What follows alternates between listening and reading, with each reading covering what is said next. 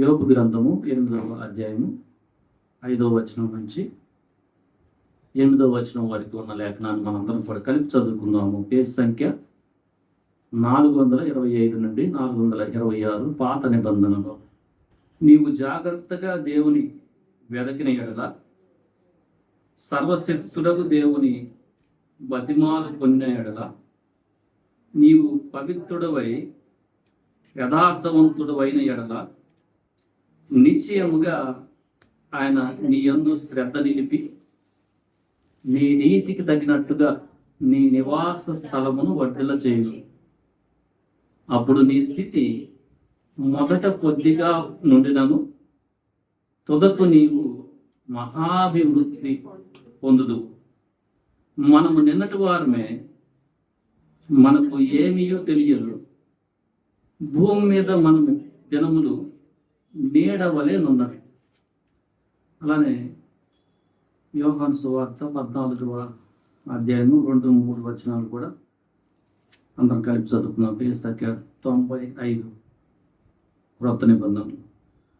నా తండ్రి ఎంట అనేక నివాసములు కలవు, లేని ఎడల మీతో చెప్పుదును. మీకు స్థలము సిద్ధపరచ వెళ్ళుచున్నాను. నేను వెళ్ళి మీకు స్థలము సిద్ధపరిచిన ఎడల నేనుండు స్థలములో మీరును ఉండులాగున మరలా వచ్చి నా యొద్ద నుండుటకు మిమ్మును తీసుకొని పోవుదును. మన నివాస స్థలములు వర్ధిల్లాలి అని ప్రతి ఒక్కరికి కూడా ఆ కోరిక ఉంటుంది. అంటే మనం ఉండే ఇల్లు కానీ, మన జీవితంలో కొంచెం కంఫర్ట్ లైఫ్ కానీ మనం వర్ధిల్లాలి అని ఎవరికైనా ఉంటుంది. మనం ఇల్లు కట్టుకోవాలి, ఇల్లు లేకపోతే అనుకోవచ్చు. బిడ్డలు లేకపోతే మనం జీవితంలో బ్లెస్ అవ్వాలి, ఆశ్రయించబడాలనుకోవచ్చు. ఏదేమైనా జాబ్ లేకపోతే మనకి ఒక ఉద్యోగం వస్తే ఎదుగుతాం కదా అని అనుకోవచ్చు. అలా మనం బ్లెస్ అవ్వాలనంటే మనం చదువుకున్న ఈ లేఖనంలో దేవుని మాట ఏం చెప్తూ ఉందంటే, మనం యోబు గ్రంథము 8వ అధ్యాయం 5వ వచనం తీసిన వారు చదవండి. నీవు జాగ్రత్తగా దేవుని వెదకిన ఎడల సర్వశక్తుడగు దేవుని బతిమాలు కొనిన ఎడల. ఇక్కడ కాపుతాం. మనం ఏం చేయాలనంటే, నీవు జాగ్రత్తగా దేవుని వెదకిన వెడలు. మనం దేవుడు ఎవరు అనేది మనం జాగ్రత్తగా వెతకమంటున్నాడు. ఆయన సర్వశక్తిమంతుడు. పక్కనే ఉంది కదా మీరు చదివిన దాంట్లో, సర్వశక్తిమంతుని బతిమాలు కొనిన ఎడల. అంటే దేవుడు సర్వశక్తిమంతుడు. అంటే ఆయన ఈ సృష్టిని సృజించిన వాడై ఉండాలి. సృష్టిలో ఉన్న యావత్తు కూడా తన ఆధీనంలో ఉండి ఉండాలి. అది మానవుడైనా, జంతువులైనా, పక్షులైనా, చేపలైనా, పురుగులైనా, ఏవైనా కానీ. సో మనం అభివృద్ధి పొందాలనంటే ఫస్ట్ మనకి ఏముండాలంటే, మనము పూర్ణ హృదయంతో మనం ఆయన వైపు చూడాలి. మనకి యిర్మీయా గ్రంథము 29వ అధ్యాయం 13లో కూడా, నీవు పూర్ణ హృదయంతో నన్ను వెతికితే నీవు నన్ను కనుక్కుంటావు, నేను నిన్ను నీకు కనపరుచుకుంటాను అని దేవుడు చెప్తున్నాడు. అంటే ఇక్కడ భూమి మీద చాలా మంది దేవుణ్ణి కొలుస్తున్నారు, కానీ అందులో ఎక్కువ మంది జ్ఞానం లేకుండా ఎదుగుతున్నారు. దేవుడు సర్వశక్తిమంతుడు. ఆయన సృజించిన వాటిలో ఆయన ఉండడు. ఆయన తక్కువ చేసి చూడకూడదు. ఆయన్ని మరణం బంధించదు. అంటే ఆయన ఆది అంతము లేనివాడు. ఎప్పటి నుంచో ఉన్నాడు, ఎప్పుడు దాకా ఉంటాడు, అంతం లేదు. ఆయన సర్వశక్తిమంతుడు. తన మాట చేత ప్రపంచాన్ని సృజించిన వాడు. సో ఎవరా దేవుడు అని నువ్వు పూర్ణ హృదయంతో ఆలోచించాలి. ఫస్ట్ మొట్టమొదటి చేయాలి అది. నువ్వు జీవితంలో బాగుపడాలంటే ఎవరు ఆ దేవుడు? ఆయన మానవుల పట్ల కనికరం కలిగి ఉండాలి, మానవుల పట్ల ప్రేమ కలిగి ఉండాలి, మానవుల పట్ల దయ వాత్సల్యత కలిగి ఉండాలి. ముఖ్యంగా మానవులను రక్షిస్తానికి ఆయన మానవ రూపధారి వచ్చి ఉండాలి ఫస్ట్. అది కూడా ఇంపార్టెంట్. సో ఇప్పుడు మీరు వెతుకుతున్న దేవుడు, ఇక్కడ రక్షణ లేని వారు ఇలాంటి భావం కలిగి ఉన్నారా? ఎందుకంటే ఆయన సర్వశక్తిమంతుడు. తర్వాత లేఖనం మనం చదివాం, ఆయన వైపు చూస్తే, ఎందుకంటే ఆయన ఒక్కడే పరిశుద్ధుడు, ఆయన ఒక్కడే నీతిమంతుడు, ఆయన ఒక్కడే యథార్థవంతుడు, ఆయన ఒక్కడే ఈ భూమి మీద నీతి న్యాయములు జరిగించుచున్నవాడు. సో నువ్వు ఈలాగూ జాగ్రత్తగా, ఎవరైనా ఇప్పుడు నువ్వు వెతుకుతున్న దేవుడికి ఈ లక్షణాలు ఉన్నాయా? మానవుడికి అసలు వచ్చాడు? ఆయన వచ్చినట్లుగా ఏమైనా ఆధారాలు ఉన్నాయా? లేకపోతే నువ్వేం చేయాలి? కాదు, ఇది తప్పు, తప్పొచ్చావు. ఎవరు? సో నువ్వు ఈ చర్చిలో మనుషులకు భయపడకూడదు, అజ్ఞానంగా ఉండకూడదు. సర్వశక్తివంతుడు, సర్వాన్ని సృజించి పరిపాలించుతున్న రాజు ఎవరు? మహోన్నతుడు ఎవరు? భూ ప్రజలందరికీ దేవుడు ఎవరు? అందరిని సృజించిన వాడు. నీకు ఆ జ్ఞానం ఉండాలి. ఆయన సర్వశక్తివంతుడు, ఆయన రోషం కలిగిన వాడు. మీరు చెట్లు పుట్టను పూజిస్తూ ఉంటే కరెక్ట్ కాదు, అజ్ఞానం అది. ఆయన హీనపరుస్తున్నారు మీరు. సో అందుకని మనం జీవితంలో అభివృద్ధి పొందాలని అంటే, మనం ఉండే నివాస స్థలం, ఇల్లు కానీ మన జీవితంలో అభివృద్ధి పొందాలంటే శ్రద్ధతో మనం దేవుణ్ణి ఎతకాలి. పాపం చేత పతనమైన మనకి యథార్థత అంటే ఏంటో కోల్పోయాం. ప్రసంగి గ్రంథం 7వ అధ్యాయం 29వ వచనంలో లేఖనం చెప్తా ఉంది, దేవుడు నరులను యథార్థవంతులుగా పుట్టించను, కానీ ప్రతి ఒక్కరు కూడా తంత్రాలు నేర్చుకున్నారు. సో పాపంలో పతనమైన మనకి చిన్నప్పుడు పుట్టంగానే యథార్థత ఉన్నా కానీ పెరిగే కొద్ది ఈ పాపం యొక్క లోకంలో పాపం అంటుకొని యథార్థత కోల్పోతాం. అది గ్రహింపడాలి. ఆ తర్వాత నీతి అంటే కూడా నీకు తెలియదు. రక్షణ లేకపోతే నాకు కూడా తెలియదు.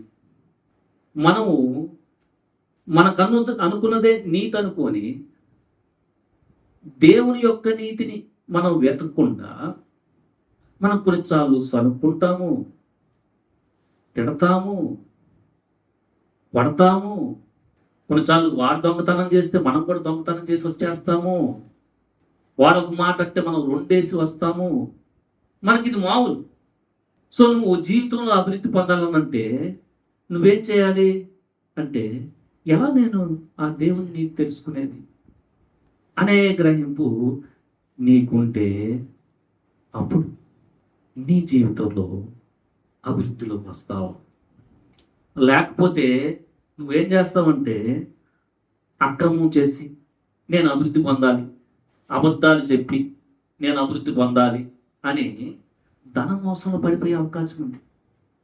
సో నీ జీవితంలో అభివృద్ధి పొందాలనంటే నీకు ఆ గ్రహింపు ఉండాలి. పాపంలో పతనమైన నీకు స్వతహాగా రక్షణ పొందకపోతే నాకు కూడా ఆ నీతి అంటే తెలియదు. సో మొట్టమొదటిగా మనం ఆ నీతిలోకి రావాలనంటే దేవుడు మనల్ని రక్షిస్తానికి పంపించిన యేసు క్రీస్తు అనే దేవుని వైపు చూడాలి. ఆయన ఆది అంతం లేనివాడు.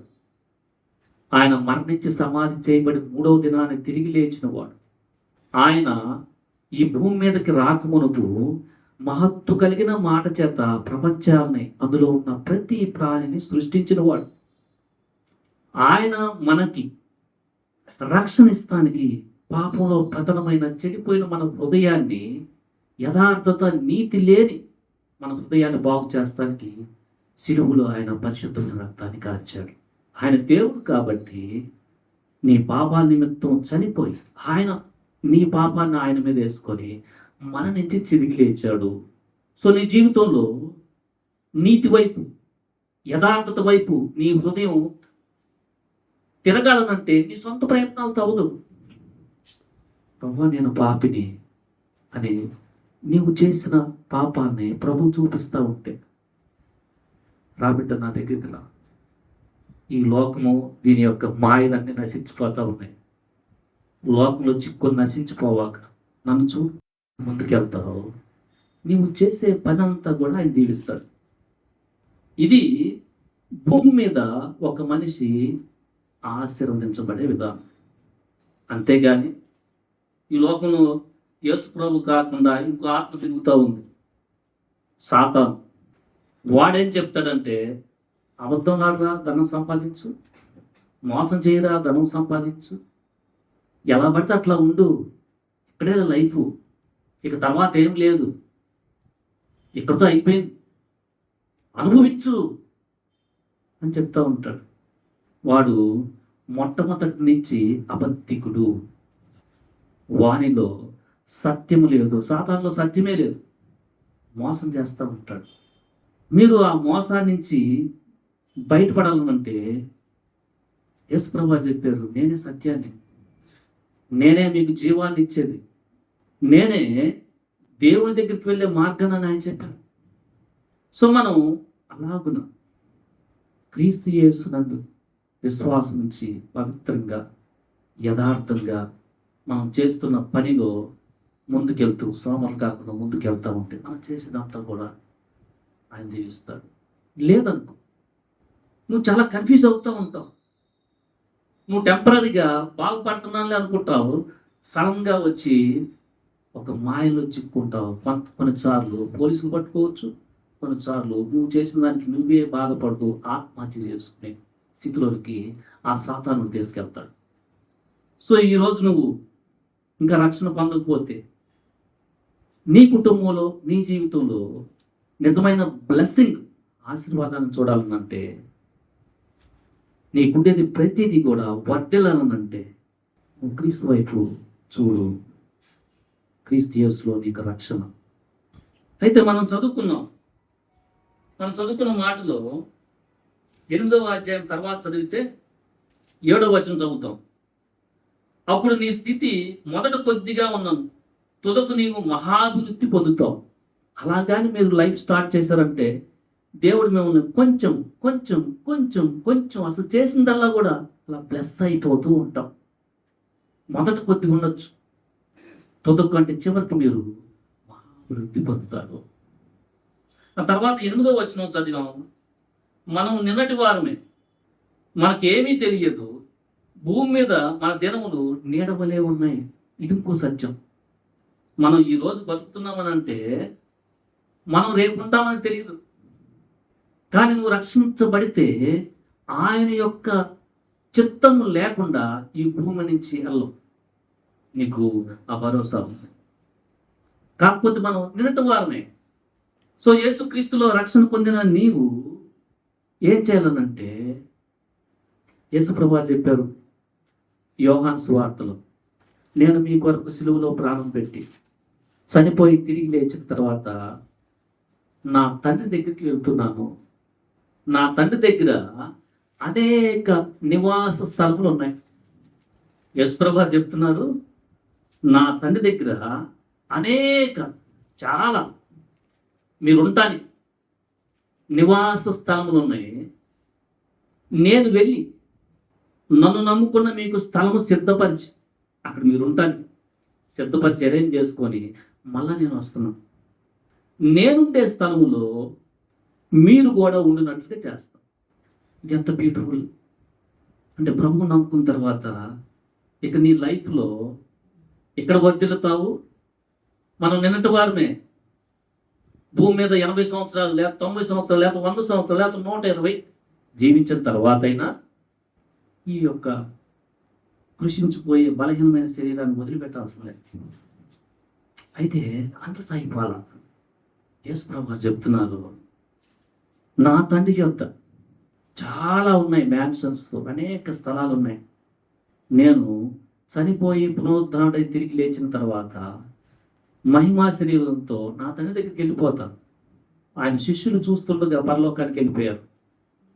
ఆయన ఇప్పుడు తండ్రి యొక్క కుడి పక్కన కూర్చొని ప్రజల రక్షణ కోసము రక్షించబడిన వారు రక్షణలో సంపూర్ణంగా చివరి దాకా కొనసాగుతూ ప్రార్థన చేస్తున్నాడు.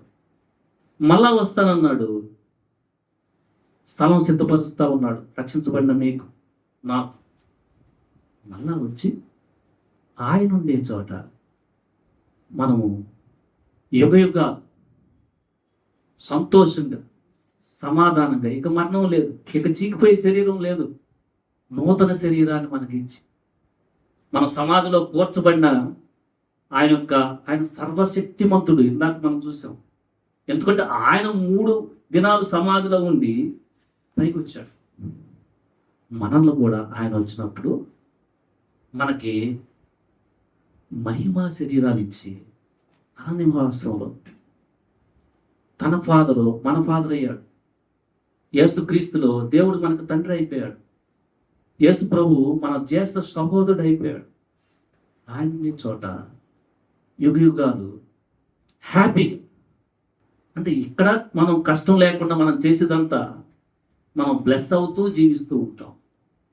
మనం ఇక్కడి నుంచి వెళ్ళిపోయిన తర్వాత కూడా ఆయన యొక్క ప్లేస్లో నిత్యము మనం సంతోషం, మరణం లేని, బాధ లేని, చావు లేని, ఇక చీకటే లేని మన తండ్రి అయిన దేవుడితో, యేసుక్రీస్తు అయిన తండ్రి అయిన దేవునితో, యేసుక్రీస్తుతో మనం సదాకాలం ఉంటాం. దేవుడి మాటలు దీవించునుగాక. ఆమేన్.